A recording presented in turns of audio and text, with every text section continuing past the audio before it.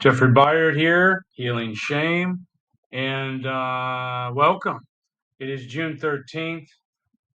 Happy birthday to my late, great stepfather, Donald Brashears, RIP. Great man, and I remember him all the time. So today's June 13th. I'm going to get that reading on your screen. Here we go.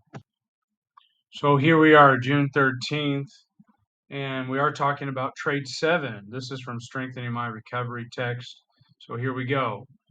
We get guilt feelings when we stand up for ourselves instead of giving in to others. That's from the Big Red Book, page 15. As children, many of us felt we were always wrong. Our parents, or caretakers, were quick to point out our mistakes and seldom, if ever, pointed out what we did right. As adults, we approach many problems still with the assumption we are wrong. With that comes the assumption that others must be right. When asked our opinion, we often vacillate, attempting to read the face of the person we're speaking to so we can decide which response matches their opinion. Sounds exhausting? It is. Absolutely. In ACA, we learn about boundaries, that they need to be both communicated and upheld. So we start setting boundaries. But then comes the hard part, enforcing them.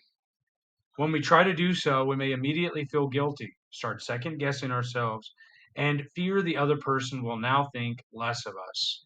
That guilt can undermine our recovery. But with the help of our higher power and our fellow travelers, we learn to get past those feelings and stand up for ourselves. It's a process with some trial and error, but as we experience success, we start to feel empowered to be the person we were always meant to be. And here's the mantra. On this day, I know any guilt I feel for not giving in to others will pass, and my recovery will be strengthened by my ability to value myself.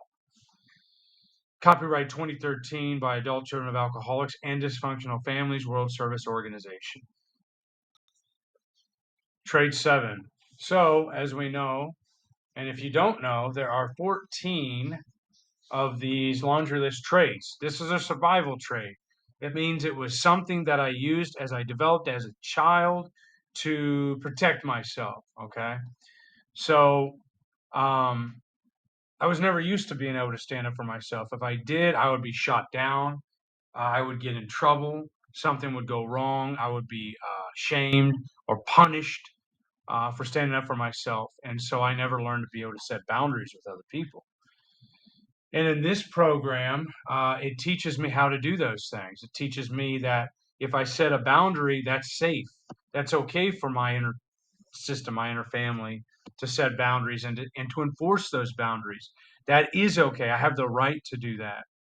And this is tricky because I'm going to be in relationships with people, whether they're intimate relationships or platonic, family, whatever it might be.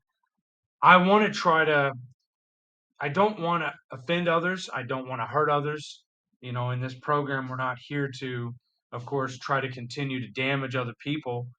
We're here to try to love ourselves and to practice and to bring self love back into our lives, if we ever had in the first place, which we did as kids. So we're trying to bring that back in. And this is a tricky balancing act, because sometimes if you go too far with it, you've offended somebody and you're gonna have to experience the trial and error. You're gonna make mistakes. You're going to make mistakes when you try to set boundaries. That's just a fact.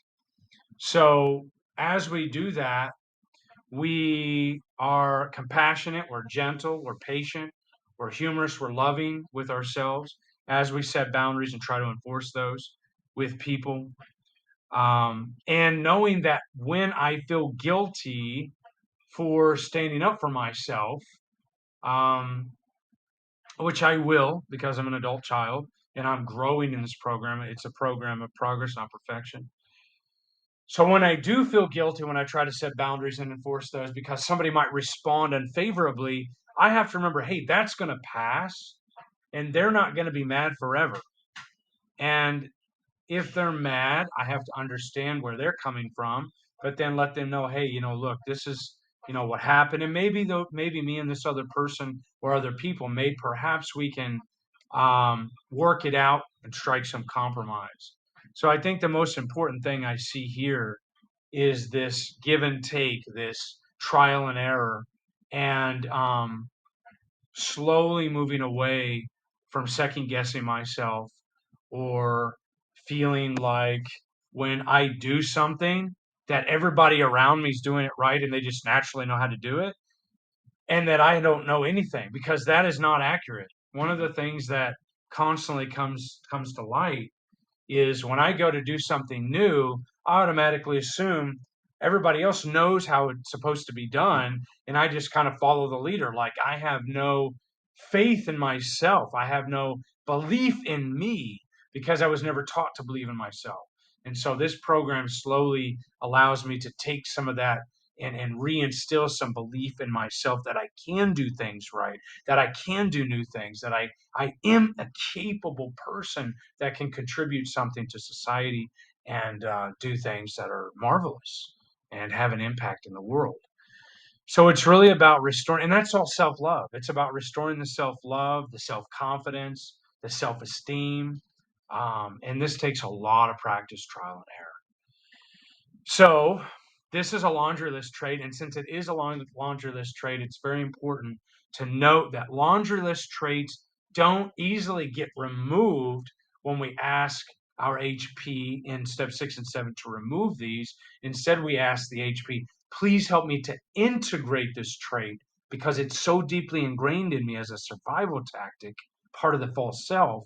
Please, please integrate it into my psyche, into my inner family system instead of having to have it all removed immediately because it might not respond well to removal and better to integration. So that's another thing to consider when dealing with laundry list traits, is like survival trait number 7. Until next time, all the best, and we will see you soon.